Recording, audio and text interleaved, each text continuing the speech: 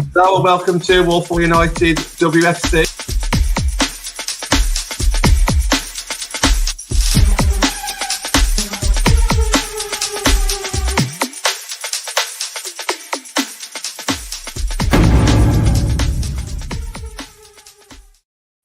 Hello and welcome to Walpole United with me, John Foster, MUFC. We've got a special guest on tonight. Shahan, how you doing, mate? Hi, good evening, John. I'm fine, thanks. Yourself?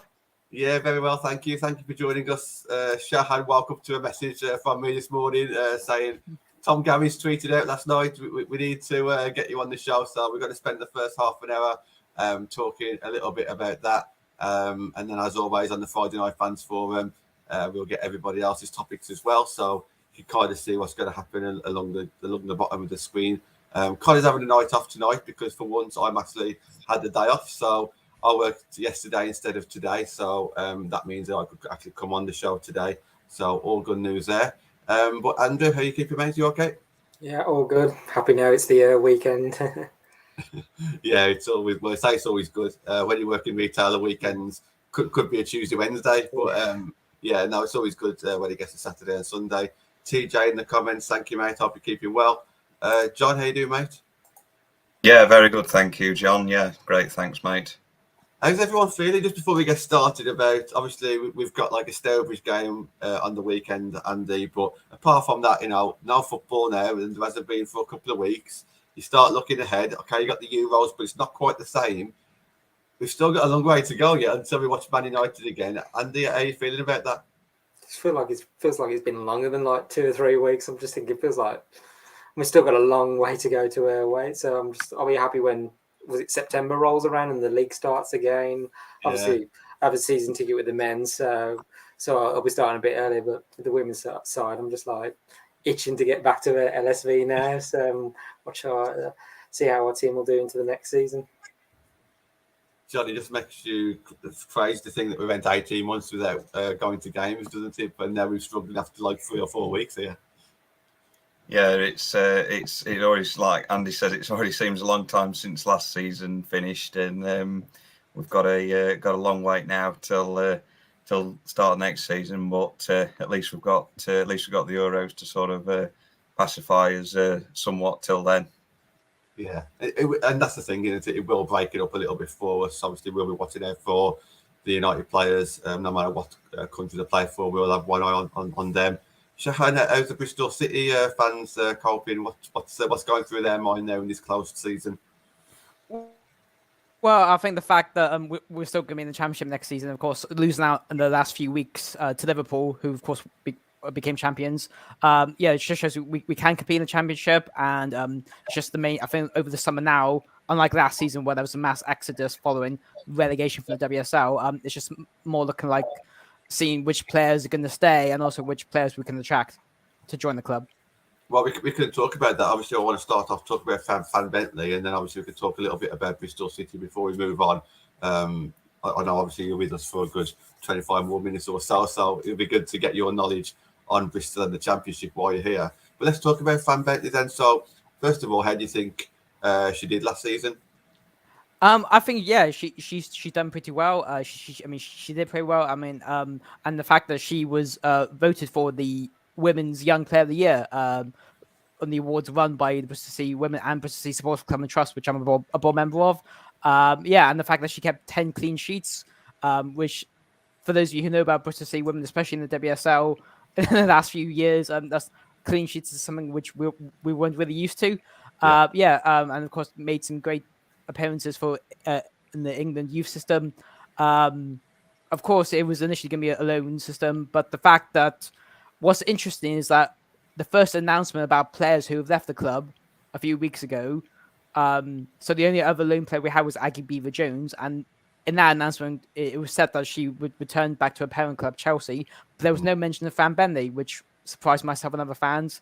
And of course, as you've mentioned that, John, and as Tom Garry shared on Twitter yesterday, it seems Fran Bentley is indeed close to signing a permanent deal with Bristol City, despite interest from the likes of Brighton and West Ham. Yeah, you've covered pretty much the points that I had there as well. Obviously, it's a 2-year deal. Brighton, West Ham was also interested, he said. They were waiting on a sell-on fee, so negotiating a bit of a sell-on fee clause there as well. So that's possibly what's holding it up, if it's even being held up now. And yeah, like you say, kept 10 clean sheets, and to finish, I think, did you finish third in the league last year? Yeah, finished third in the end. Unfortunately, we lost our form towards the end of the season kind of dipped a little bit, and then London City Lionesses, who who've done well for themselves anyway, finished second. Yeah, I think. Sorry to interrupt, but like you said, with that mass exodus last summer, I think it's almost like an achievement to get joint second or third. I can't remember the exact points tally, but I know it was close. I think it was like an achievement to do that. I mean, did you walk away disappointed in the end, or did you walk away thinking, you know what, all in all, not a bad season? I mean, I think realistically, I don't think fans were expecting Bristol to get promoted back to the WSL, especially with Liverpool's increased investment and increased movement in the transfer, and of course bringing back Matt Beard, who of course won 2 WSL titles with Liverpool. But yeah, now that Liverpool have indeed gone up, it's going to be interesting what's going to happen next season, especially with Birmingham coming down and also Southampton coming up, and of course Southampton now announced they're going to be full time from next season, which will be interesting. Because I think Crystal Palace are the only other team whose men's team are in the Premier League, but as of yet, have yet to announce if Palace women are going full time as well. And of course, Southampton. They played Bristol in the FA Cup last season, and yeah, Southampton were the much better team on the day. Let's ask the Man United fans then on the panel, see what they think of the news of fans going. First of all, was it a surprise to anybody? Andrew, start off with yourself, mate. I don't think it was really a surprise. I just think even if she didn't go back to Bristol City, I think she's coming back. And we had Emily Ramsey on loan at Birmingham. It's just like, and I don't think was she going to get ahead of Ramsey, Sophie Bagley, or Mary Earps. I don't think. And I wouldn't want to, say have a goalkeeper there that's not going to be able to get any game time. It's probably right. She's making this permanent move now, so I wouldn't want to deny anybody, a playing career or just to sit around on the bench. So I think she's proved a popular acquisition at Bristol City last season, and obviously we saw her play against Sheffield United, and she was impressive in that game. So I can see why Bristol City wanted to keep her as well, because obviously it's just being mentioned she was attracting interest from WSL sides as well. So yeah, I think it's a great move for her. She's only 20 years old, so yeah, good move for her. Yeah, I've left that comment on screen from TJ. He thinks it was the best for Fran Bentley to move on, stuck as the fourth best goalkeeper.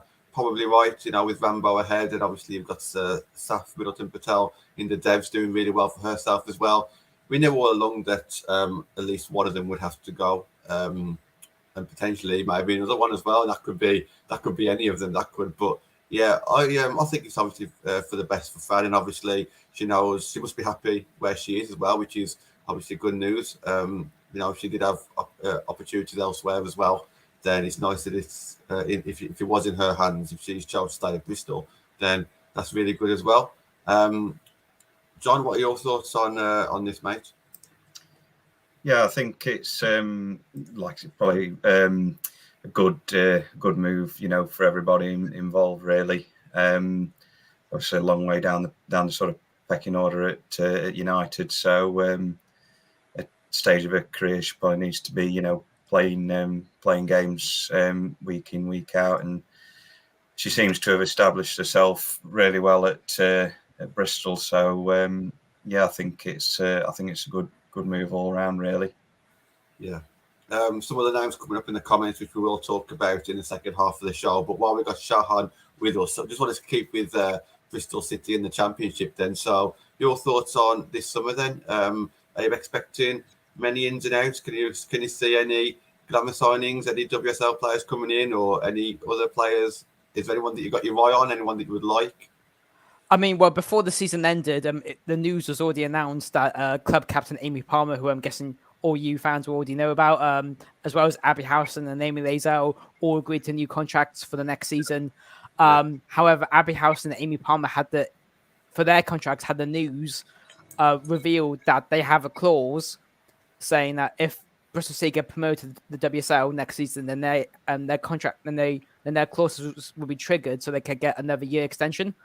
So that's very interesting. And of course, it's funny, like, of course, with the news that, Tom Garry shared about Fran Bentley close to signing, that I thought that the club would have officially announced it yet, but as of today, they haven't announced anything yet. In fact, they've announced that Fionn Morgan and Leah Cataldo are going to stay for next season.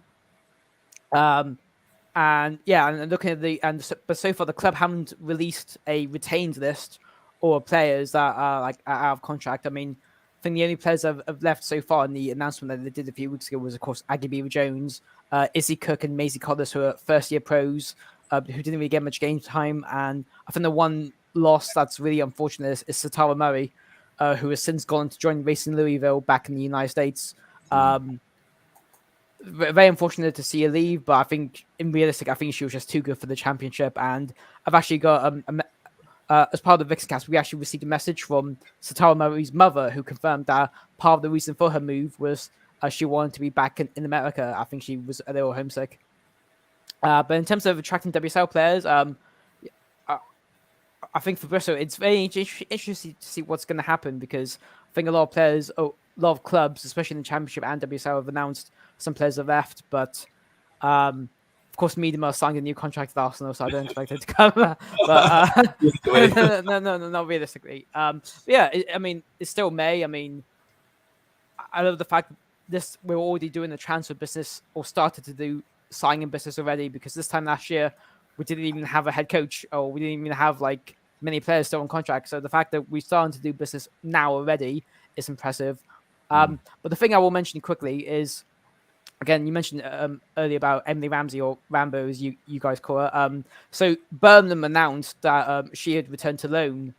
Oh, so she had returned back to the club after her loan at Birmingham ended. So I don't know whether that means she might try to stay at United or even another WSL club. But yeah, at the time I did notice it was very interesting. Yeah, so Emily Ramsey was announced she would be returned to United, but there was no announcement about Fran Bentley returning to United. And in the last couple of Bristol matches, our second choice goalkeeper, Sophie Whitehouse, was in goal, because us fans got the impression that Sophie Whitehouse, because she's not on loan, she was a free agent before joining.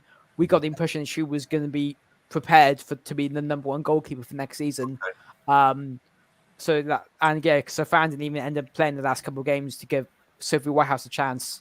But if it seems Bentley is going to stay permanently, and I think Whitehouse may stay permanently as well. But yeah, I think part of the reason why Bentley is doing so well is down to our head of goalkeeping, Dan Smith, who's done a great job over the last couple of years. He worked with Bagley when she was down in Bristol as well. And yeah, there's been great praise from himself, Dan Smith, and also the fans and like the club as well. Yeah. It's interesting with Rambo and Bentley. I mean, the United fans just haven't seen as much of them as obviously we'd like to do, just to get a proper impression of them. We've only seen them really on loan.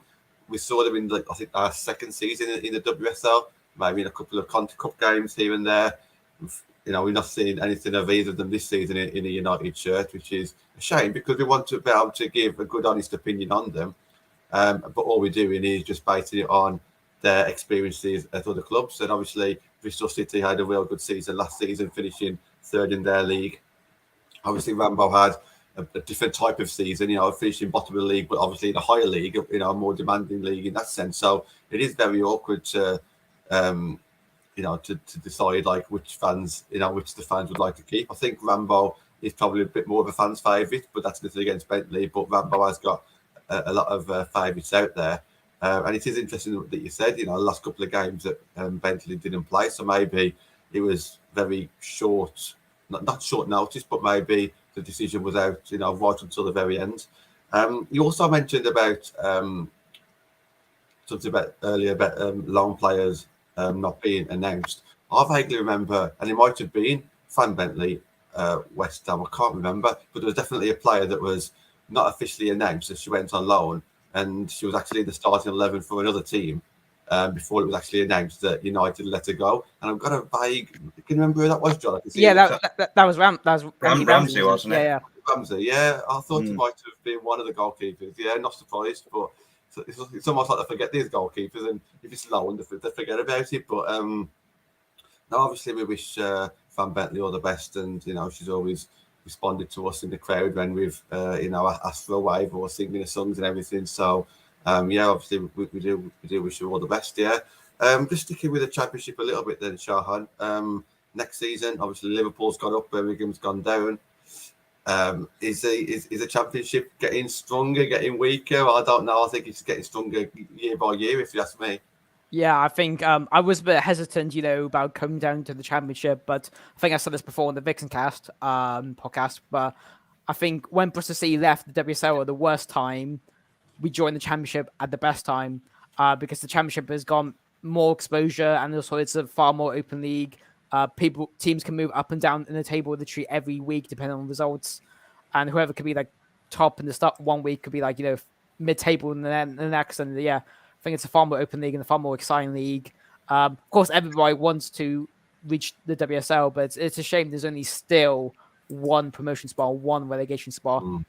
The last day of the league was very exciting. Coventry United, that Molly Green free kick, at the last minute, being beaten Watford to send them down to the National League.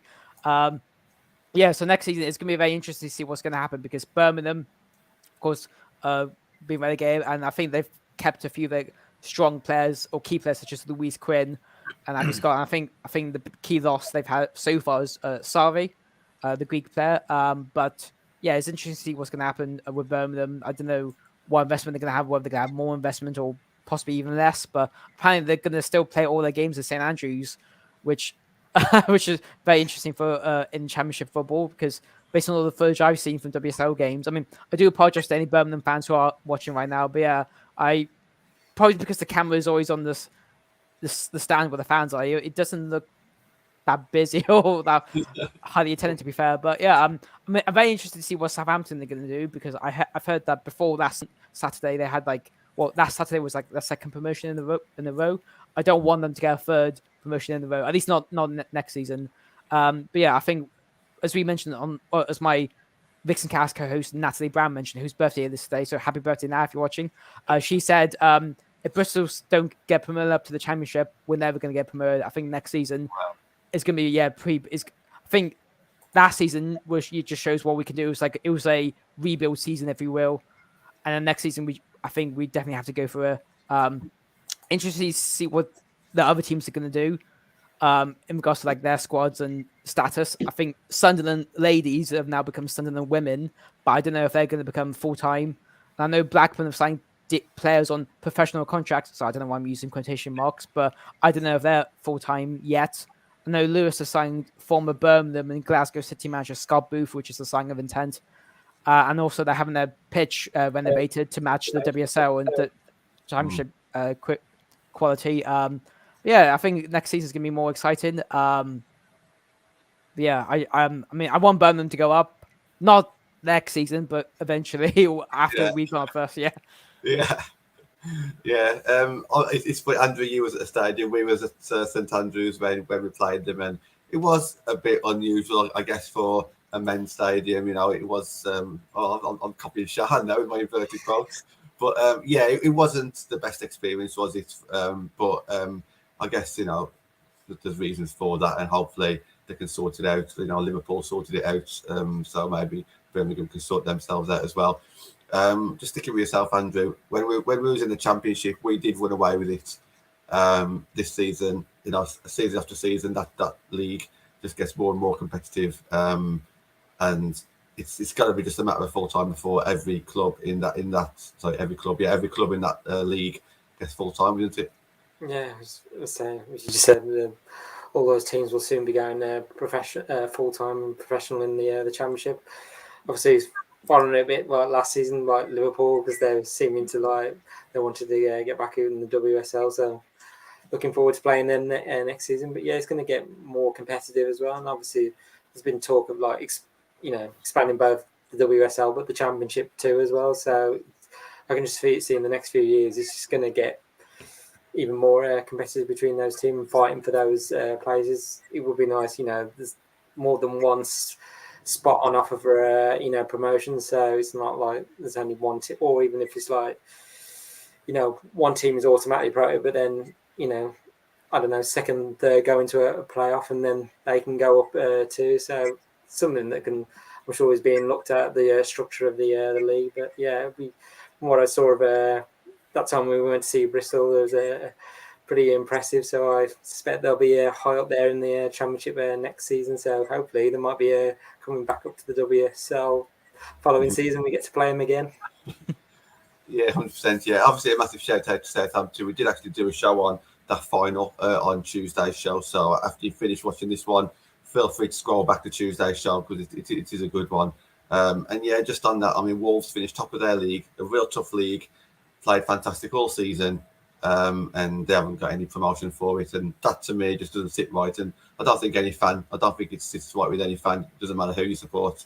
It's not right to this. But John, just finish off for yourself there with that championship next season. Obviously, you would have saw Bristol a couple of years ago in the WSL. Can you see them challenging next season to come up?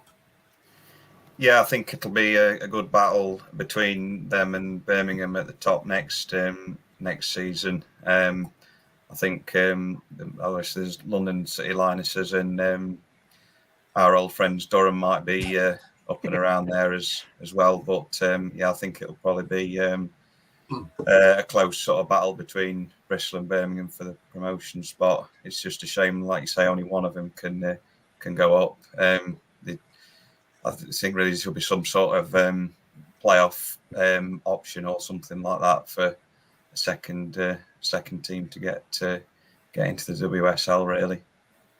Yeah, absolutely. Yeah, Shahan, before I ask you about Signe Bruun of Man United, I will just ask you for your socials and where people can get hold of you for any more Bristol City information and chat. Yeah, of course. So yeah, there's my Twitter handle. At Shahan, or you can follow me on Instagram at ShahanXShahan. Yeah, as John mentioned, I'm only here for the first 30 minutes of the show. This is because from 7:30 p.m. I've been booked to appear on the discussion panel for with Eagle Eye View, the Crystal Palace fan account. They're doing a championship fans forum. And I signed on to that first before you messaged me, John. So I'll be doing that, and hopefully your fans, the people that are watching tonight, of course, after the show finishes, go back, watch the National League playoff show, and then listen back to the Twitter space. And of course, yeah, you can follow the Bristol City Vixen Cast. Just search for at BC Vixen Cast on Twitter or Instagram, and search Bristol City Vixen Cast on Facebook. The podcast is taking a bit of a sabbatical next season. We won't be doing so many match day podcasts because it kind of takes up a lot of energy for the three of us. But we will still be doing social media content. So yeah, keep it following. And yeah, you're welcome, TJ Trex. And if I don't, just saying this now quickly, in case I don't say it before I go, but I will be at Old Trafford for the opening game of the Euros on the 6th of July. So hopefully, John, Andy, and John, and other United fans or any other football fans, who will be at Old Trafford, I'll be there. Come say hi, and yeah, look forward to a great game and a great tournament. And I just wish the shirts were a little bit cheaper, but yeah, that's absolutely right. Yeah, so if you want any more Bristol information or Crystal Palace, Eagle Eye is the way to go, or obviously Bristol City Vixen Cast. Is that correct? Yeah, I thought so. Okay, so just before we let you go, Man United in January signed a fantastic striker in Signe Bruun. Was really, really excited to see her. Unfortunately, we haven't seen her that much, and now it appears that she's not going to return to United. In my opinion, it's not a massive surprise. It was only supposed to be until the end of the season anyway. But Kathryn Batte, great journalist, obviously tweeted it out yesterday. Just your thoughts on that striker situation, Shahan, for Man United. We've got a fantastic player in Russo. We've got Martha Thomas, who's in and out. I think at the end of the season, she finished on good form. But as for out-and-out strikers, we do seem to be lacking. Just your thoughts as a neutral before you go on our forwards. I mean, the fact that you mentioned Signe Bruun, I mean, no disrespect, but I completely forgot she was a Man United, to be fair. Because, yeah, I haven't seen her play in a lot of games, especially with all the footage that I've seen so far. But yeah, I think with the strike force you have, I don't remember which podcast I was listening to, but they talk. I think it was the WSL podcast, but they were talking about how teams like Chelsea and Arsenal have like a world class. Sorry, I'm using quotation marks again. They have like a recognizable world class striker up front, like Miedemar or Sam Kerr, for example. And I think the person who's mentioned this on this particular podcast, so that United, although they have the likes of Ella Toon, that's the closest they have, United don't quite have a player like the likes of, Sam Kerr or Miedemar or even Kirby, who can get like you goals week in, week out. So I think from a neutral point of view, I think United would definitely need to sign a player like that if they want to push and, get that Champions League spot, if not the WSL title. I think like Bristol this season, you guys have had a transitional season with Mark Skinner coming in, who I think has done pretty well from what I could tell. Obviously, there was that point where for a long time you guys were above Man City.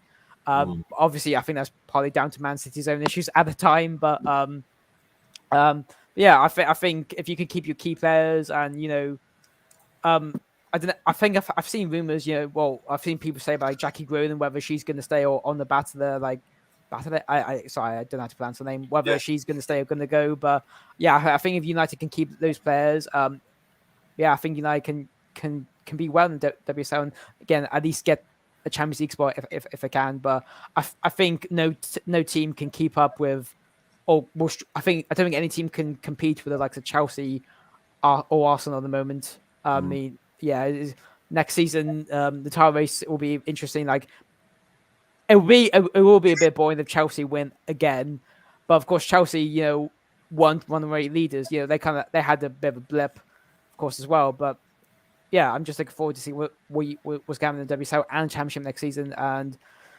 yeah, good luck to everyone, I suppose. And now that Birmingham have gone down, I wonder which team will get relegated next season. My money's in either Villa or Leicester. Yeah, I think. Sorry, guys. Yeah, no, it's fine. I think I asked the same question. I think to Anthony a couple of weeks ago. Now Birmingham's gone down. Are Villa going to have to step up, aren't they? I'm aware of time, Shahan, so I don't want you to be late. Thank you very much for joining us, and hopefully you can come back on over the Euros or in the the start of next season or at the end of the summer, whenever you're available, mate. So sure thing. Thanks for having me on, John. Good to speak to you, Andy. Good to speak to you, John. And yeah, good night, everyone. Hopefully, I'll see you all at Old Trafford, if not somewhere else. Good night, guys. Thanks for having me on. Thank you. Yeah. Yeah, cracking guy. He's been on the show a few times, and yeah, it's great to see in person as well. He shouts just like the Man United fans. Sporty Chatterbox. I'm just going to put this one on screen. You might have seen it already. Lots of rumours about this could potentially be Kirsty's last season, and it's coming from quite well-established kind of people as well. Some fans who are very, very close to the club. But I'm not going to rule that out yet. I'm not going to go for that just yet. I'm still thinking this will be next season. I might be in the minority on that one, but I really hope that she is. Let's put it that way. And TJ says it's unfortunate about Signe potential unfulfilled, but her departure seems like a reasonable outcome. I think I agree with that one as well. So let's just ask your opinion on this first, Andrew. It's been mentioned in the comments. We mentioned it from day one. We was really expecting something special. I think this is just Man United fans and maybe just football fans in general. We get a fantastic player, but as soon as they're coming from another country, it's not that easy for them. They haven't hit the ground running. She was struggling with the physicality. She's been in and out, being injured. She hardly ever started. I think she might have started maybe one game. Correct me if I'm wrong. I'm not too sure, but it's not too far. I'm not too far wrong. And we didn't see the best of her. It's a massive shame because we all know the potential. We've seen it for club and country. But again, it's one of them where just because they've done well in the past, it doesn't mean they're going to do well automatically and right away. So, Andrew, what are your thoughts on Signe? It looks like it's not going to be returning.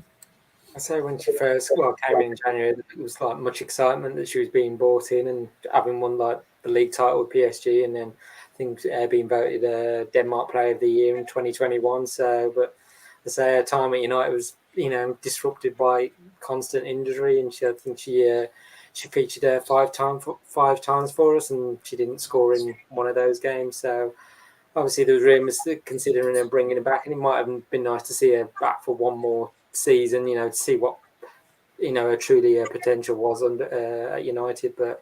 Obviously, she has a contract with Lyon, so meaning United would have to pay a fee, to secure a service on a more permanent basis. But there's in that report that Bruun could potentially be at another WSL club next season that's not United. I'm like, I'm hoping it's not City, Arsenal, or Chelsea. I'm like, once. I was going to say, sorry to butt in there, Andrew, but if you're going to leave United somewhere where you're not settled, but you know the environment, if you're going to leave that, unless if you really fell out with the club for whatever reason, I can't imagine you taking a step backwards.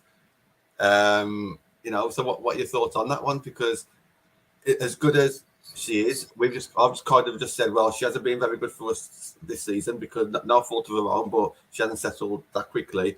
Now that she spends 6 to 9 months in England, she could quite easily go to City, Arsenal, and Chelsea at full strength now because she's used to WSL. She could come back to haunt us, couldn't she? Well, potentially, but I would say she only features for five times. So whether those other clubs might have see something in her that obviously we're not looking to secure her services, next season or even beyond that. So I just think it'd be a bit gutting if she got to one of those. I always think once a Red, always a Red. So I'm just thinking, but it'd be nice to see her back in the WSL and then, see if, and then she could show us what her true potential was. But I think she said on about her loan spell, she had a very good time, really enjoyed it. Just a bit sad that, I was injured for a lot of it, but as I say, she said that learned a lot. So we just never got to, see the best of her. And so obviously Mark Skinner and the club have decided it's not an option for them. So they've obviously got something else in mind going into next season in terms of the forward line as well. Yeah, absolutely. Yeah. Looks like you got an admirer in the comments. Exactly, yeah. We do know Josh everyone by a familiar name. John, so I think a lot of us wanted Signe to stay. I remember John Commode, who's on the show very often. I'm sure he kind of queried it a little bit, thinking, well, if she's got a bit of an injury record and she hasn't performed great, is it the end of the world if she leaves? But what's your thoughts on this, John? Yeah, it's a bit of a shame, really. I mean, when she came in January, it probably wasn't the ideal, probably time when she could have come in. She didn't have much time to sort of settle in and get used to the league much. And around that time, we had a lot of difficult fixtures, so it was a bit tough in that regard. To just sort of throw her in there. So it would have been nice if she, stayed and, had a full pre-season with us and then sort of, started again this next season. But obviously, as it seems, that's not happening now. So obviously, you'd like to think, hopefully, we've got somebody else lined up, sort of ready. You'd like to think so. But go on, John. Sorry, John. I just wanted to bounce it back to you and just say, look, do you think it was just a case of it was only ever going to be until the end of the season? But obviously, fans were getting excited because she's such a great player, and we wanted to keep her. But do you think that's all it was, just in case Russo got injured or got tired, or just in case Martha Thomas couldn't perform? She was obviously available. She wanted to come. Do you think it was always just going to be just until the summer? Maybe so, yeah. I mean, maybe it was like a backup option, sort of, a short term, last minute sort of thing, just as a bit of backup, maybe. But I think we'd have all liked to have seen more of her, and I suppose it's sort of like a double whammy if she ends up going to one of our rivals, whether it be City or obviously even Everton have been mentioned as well. So yeah, it's bit of a disappointment in that aspect as well, I think. We've got Stuart in the comments saying that we just move on to a new striker. I think we need to talk a little bit about this. Obviously, we don't need to mention like names or anything, but Andrew, we definitely need strikers, don't we? If you have a look at the amount of goals that we scored last season compared to our rivals, our defence was really good last season. We matched Man City's. So, the reason why City finished above us, it wasn't because of goals conceded. We matched them. it was the lack of goals. And we saw, you know, if Tooney doesn't score, then we're kind of struggling, and we're relying very heavily on Russo. Galton come good towards the end of the season with a few goals and assists. Katie Zellen probably performed like above average. You know, she had to perform out of her skin and score 3 from a corner just to keep us in a few games. You know, so goals are what we need. And we heard Shahan at the start of the show saying that we haven't got a Miedemar. We know we haven't got a Miedemar, but we've got a Russo, but we still need other strikers, don't we?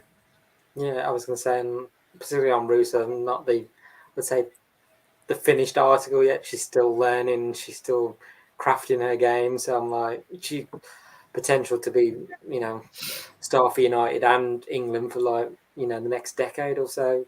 So I'm just thinking back to that Villa game where we drew 0-0. It's like kind of needed, like I say, that world class striker, maybe like a Miedemar, you know, one that you could start or come off the bench. Like, oh yeah, I can get a goal here, and then we could have had that, you know, that top 3 spot in our hands, then relinquished it. But yeah, I was going to say we can't. We're going to have a number of. So we got Thomas, Russo, and Gold on that forward line, but then we've got to have maybe 1 or 2 extra players for that squad depth. I think that's where we just slightly fell down, but also injuries didn't help us, you know, last season, towards the end of last season as well. So Skinner was, I think, you can see after the Chelsea game, his mind was like going, this is what I need to do now, you know, to get that, I think, that squad depth for next season. So, you know, there's, you know, players competing, you know, like to say 2 players competing for every position. So if one's not playing too good or is like out, then can bring in one of the other players in to say, oh, can hit the ground running and just, you know, say fire United to a victory too as well. TJ with another comment here saying he thinks more than strikers, he thinks that we need inside forwards for our wings, because apparently we don't trust the ones on the bench. I do get that. Because if Galton's out of form, it's very rare that we'll drop her, because we probably haven't got anyone to her standard on that left wing. We've seen Martha Thomas, who's been playing out wide. We've seen Tooney play out wide. We've seen Russo play out wide at times as well. So a few players there could potentially playing out of position, but is it actually out of position? And I'll stick with you on this one. You know, are these players actually playing out of position, or are they just playing in positions that we're not used to, or maybe we prefer them to play somewhere else? But these players can still succeed in these positions, can't they? But it does seem quite forced when you see the likes of Tooney out wide, because we all want to see him in the centre where she can potentially create more danger. Yeah, I was going to say, I think he works more like, say, the system's it, and they wants that forward line to be fluid. He doesn't want them sort of rigid and stuck to one position. Like, I know we could say, we've had this debate about Russo, what's her best position? Is it on the right or through the middle? It's like, we can't work out. But then we've had Thomas out on the right as well and through the centre. But I think that's what Skinner wants. He doesn't want. So it's, I think the players have sort of, when they're on the pitch, they sort of got to decide, oh, if one's out on that, say Thomas is out on the right, then Russo goes through him, or they can see if they swap over. They're just got to. I was going to say, he sort of doesn't, as I say, being that rigid. So, you know, and I think it will create confusion for the opposition too. It's like, well, who am I supposed to be marking? It's like, well, Tooney's here, now she's over there. I'm like, well, I can't. The opposition players are like, I don't know where to go. What do I stay in? Do I stay and track that player, or just, you know, stay in my position? So it's like, I think that's why he's sort of wants that fluid system, so it creates, you know, confusion for the opposition. So that way we can, like, open up those more spaces, you know, and create those chances, and hopefully next season even score more than the likes of City, Chelsea, and Arsenal too. Yeah, I was going to end it with John on this subject then. I mean, how can you still scoring more goals? Do you think it needs to come more from the midfield? Do you think it needs to come from the inverted wingers, or is it as simple as just buying an out-and-out striker and just hope that player can bang in 15 goals as well? Yeah, I think really it's got to be we need that focal point up top, really, you know, to get us these goals that we're a bit short of. And I think maybe a little bit of improvement from the wide players with some of the, you know, deliveries that are going into the box sort of thing as well. I think they could do with a little bit of improvement there, really. But yeah, I just hope we do get get somebody in this summer that's a pivotal striker that'll sort of score us, hopefully 10, 15 goals a season or even more, hopefully. I hope there's attention on there as well, because obviously with what's happening on that men's side, obviously a lot of changes going on behind the scenes. I just really hope that that the women's side gets the attention that it deserves and needs as well. So hopefully, fingers crossed, we see that over the summer, and it might be after the Euros. I can see us maybe panicking. I can imagine the likes of Arsenal, City, and Chelsea making moves before the Euros, during the Euros. And I can imagine Man United fans sitting there after the Euros thinking, we still haven't signed anyone yet, and everyone blaming Skinner for all this. But I can see that happening. But let's see. We're going to move on to John's topic. Do you want to introduce it, mate? Yeah, it was basically just in regard to Diane Caldwell, whether we think that she'll stay on with while we've still got all this uncertainty with our centre backs that have been out injured for sort of all the second half of last season, and or if we're going to sign some new centre backs instead, and what all that will mean if Diane stays or goes, really. Yeah, I think if you look at these January transfers that we made, I think every one of them was what we needed at the time, just to kind of see us through to the end of the season. Jane Moore, I appreciate. She's on an 18-month contract, so it wasn't, obviously she's got another season with us, and we did need a replacement for Hayley Ladd just in case Hayley Ladd got injured. So slightly different in her case. You could argue the toss that Signe Bruun is a world-class striker that we need, so that could potentially be long-term. But generally, I don't think we would have bought or got in any of those players if it was like the summer. I think it was just purely just to get us through the season. And it's a shame because it didn't work out. And I think that's what Diane is there for. I think it really helps that she's a United fan. She wants to be here. She'd probably like to retire here. She's probably not on massive amounts of money. Obviously, with her being a bit older, she might be, she might have worked up her wages a little bit. But, I think as a fourth choice centre back, it's probably not too bad. And she'd probably be happy with a fourth choice centre back. But as we've seen, Mannion is injury prone. Unfortunately, Millie's not at full strength.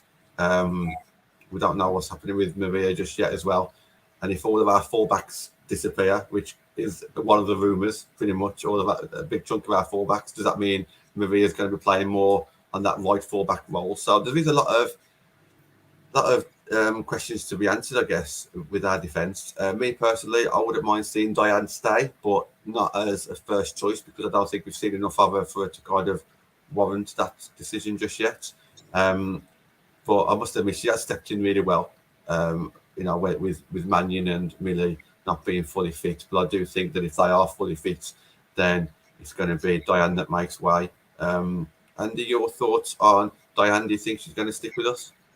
I'd like to think, I hope she does, because I think when she came in January, I don't think we thought she'd be like in the first team straight away. With Mannion's injury, she's like then thrusted straight in. I remember the first game was at Arsenal away, and I thought, her task of her, defending against Miedemar, I thought this is going to be a true test, but she passed it with the flying colours. I remember one moment in the game where Miedemar was just like running with the ball and then trying to get towards the box, but Caldwell just shepherded her out and just got the ball away from her as well. But like you said, I'd like to see her stay. I think she'd be a good squad player. But say the injury situation with Mannion, I know she's working her way back for the new season. Millie, we're just sort of unsure of. I know she had just got back into training before the end of the season, so I don't know whether that was it was actual contact training or not. But so it'd be, say, it depends on what Skinner's got in mind for the defensive line, as you said. Our fullbacks, how many we're going to have of them left as well, and just Maria too. I mean, Diane sort of built up a good partnership with Maria as well. So if he was to keep, Millie and Aoife as the main defensive partnership, but then either one of them, say, was suspended or injured, then Diane can step in as well, or even Maria too. So, plus she's a United fan. I'm just thinking she never got to play at Old Trafford, did she? So I'm just thinking she was to start one more season, she might have that opportunity to play on that at the Old Trafford pitch at least. So yeah, it'll be interesting to see if she does stay or not. I agree with the Sporty Chat box on screen. I think if you're going to bring two in, then obviously someone's got to go, and it probably would be Diane or Maria. So I do agree with that. Stuart in the comments saying Skinner wants two central defenders in a transfer window. But I won't be a hypocrite here, because I did just say at the start of the show, and I think I said it yesterday as well, our defence this season hasn't really been a problem. You know, I think we've had a couple of bloopers here and there, but they've been like freak kind of accidents where you've, tried to head the ball back to the goalkeeper with not enough power, or, a misplaced back pass or something. But they are kind of like freak incidents. I think all in all, with Hayley Ladd, whether she at the back or as a CDM role, Mary Earps had a good season as well. I don't think we've got like major issues with those centre backs at all. That's not kind of what I'm saying, because I just thought back of what I was saying there. We haven't got any bad centre backs at all. I think it's just about that strength in depth, because at one point we had Katie Zellum at the back. If you're playing Hayley Ladd at the back, it means that she's not playing as a CDM where we want to see her. So it would be nice just to get an extra centre back in, and if you're going to bring someone in, it needs to be better quality that you've got to make it worthwhile, doesn't it? So I think that's kind of like the where I'm leaning towards. John, this was your subject. Have we kind of helped you out there? What are your final thoughts on this? Yeah, like you say, we seemed to cope pretty well towards the back end of last season with a sort of very makeshift centre back pairing. Hopefully Millie and Mannion, are fit for the start of next season, but I think there still could be a bit of doubt there. So I won't be surprised if I suppose I'm hoping that we get one or two more in, and hopefully Diane might sign for another year as well, as a backup. Fingers crossed. Yeah. We're going to end the show in the last 10 minutes with Andrew's topic, and I think it's a good one. It can open up a lot of questions here. But do you want to start it off, Andrew? Yeah, it's just seen in the news with like Man City, and some of their top stars leaving now. Is it going to like heighten expectations, for United to break that top three next season? So, like with City, the Georgia Stanway, Caroline Weir, Lucy Bronze, they're all heading out the door now. Where those three players were key in the in that second half of the season, propelling them to the FA Cup final, and then winning the Conti Cup, and then finishing third in the WSL. And I just think, those players go, and plus there's Jill Scott as well, and I think Karen Barsley's retiring as well. So it's just like, with those players going, I just feel like it might be an expectation on United next season, depending on who Skinner decides to keep amongst the playing squad and who he brings in. I'm just thinking, is there going to be a heightened expectation that we can break that top three, and achieve Champions League football next season? Because I think it might get even higher more if we, at the start of the season, we, go on a really good run, and we're like in that top three position. It might just, intensify it even more. So I'm just thinking, with City's top players all going, and there's rumours that clubs looking to poach Kira Walsh as well. So it's like, is our City going to get those top players back in as well? Or is it where next season we can actually fully take advantage of a City not being in a, say, stronger position in terms of their playing squad?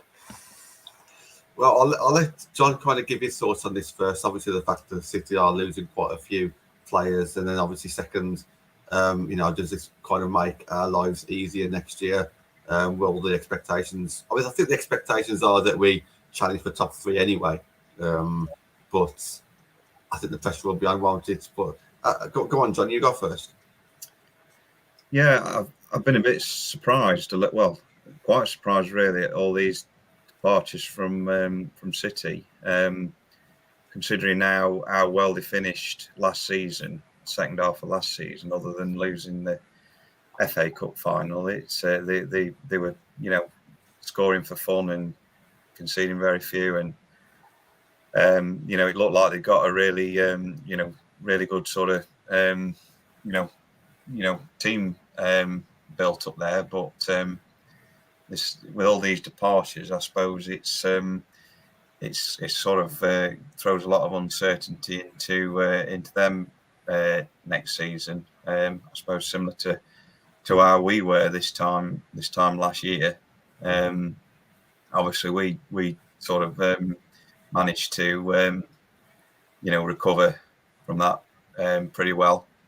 But in terms of the added pressure, I think there's certainly going to be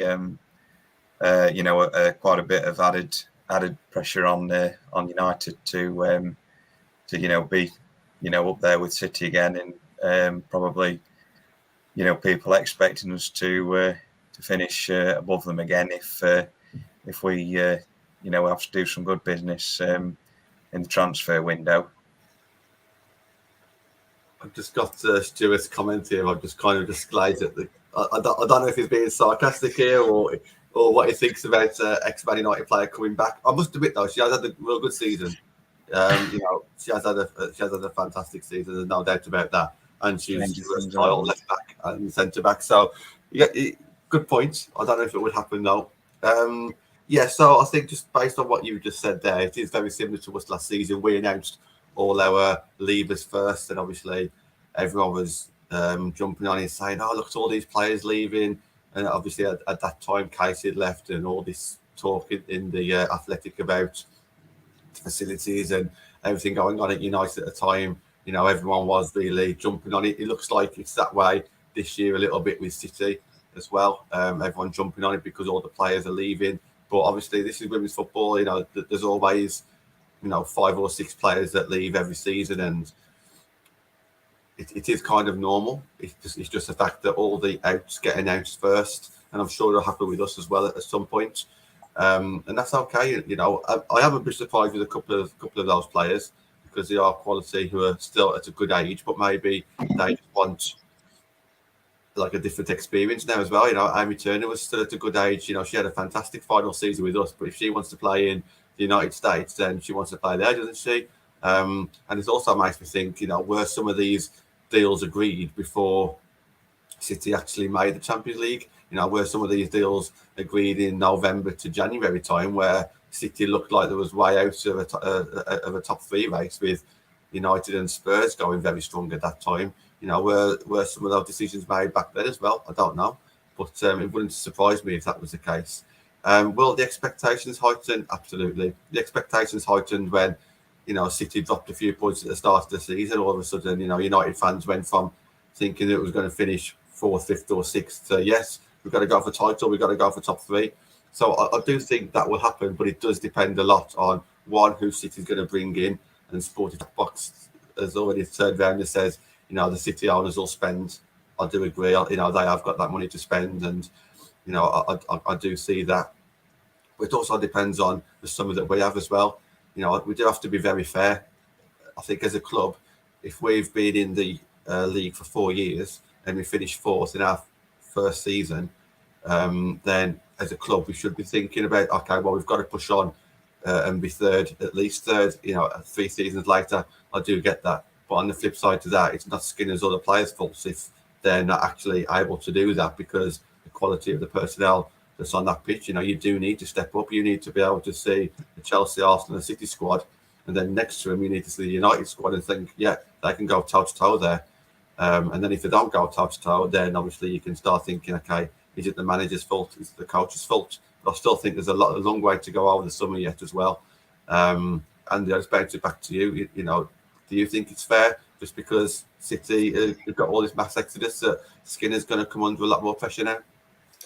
Say it all depends on that transfer window as well, and probably how we start the next season as well. But I mean, with City losing the players they have, they may potentially be not as competitive next season. But as I say, like last season just gone, it was the most competitive yet. I mean, there's like the trophy, the WSL trophy was decided on the last day, plus the position for third place was also on the last day as well. So, and obviously we're gearing up for next season as well. So now we're, us, City, Chelsea, and Arsenal will be vying wanting to get in that top three, but also vying for that crown too. Obviously, I think it's the 17th of June that the transfer window opens. So I presume United will announce all the departures before then, and then we'll look to and then once the transfer window opens, then the players who Skinner wants as well. But I was going to say, City still have a lot of talent amongst their squad, like Lauren Hemp, Ellen White, even Bunny Shaw as well. So, but with City losing some big names they have done in such a short space of time, it's like now's the time for us to like press home our advantage, and hit the ground running next season as well, and say break that say upset the apple cart and us break into the top three, and you never know, maybe possibly even challenge for the WSL title as well. You never know. Yeah, absolutely. Yeah, it's been good in the comments today. I've tried to get quite a few of them in, which has been good. Still no director of football. I'm sure it will be announced after the Euros. We know it's coming. We knew it was coming back at the start of the season, didn't we? So it is going to happen. They'll just announce it at the right time. I think the outs will be announced usually around about June the 1st-ish. That's usually when they're out of contract, and then they'll do them one by one, give everyone their moment, which is correct. It might not be Monday, Tuesday, Wednesday. It might be like Monday, Wednesday, Friday, Monday, Wednesday, Friday, something like that. That's usually what they'll do. And then maybe Euros time, or maybe even after the Euros, things will get announced. But it's going to be a long summer because Man United fans are impatient and they'll want to know exactly what's going on. TJ saying 1st of June would be awesome. Yeah, absolutely. But that's not too far away, is it, when you look at it? Maybe there will be some announced by then. We are going to shoot off now. It's been a fantastic show, and if you're interested in Bristol or the Championship, listen to Shahan on his Spaces. He's got that going on. But yeah, thank you, Andrew. Thank you, John. And we shall see you again soon. Cheers, guys.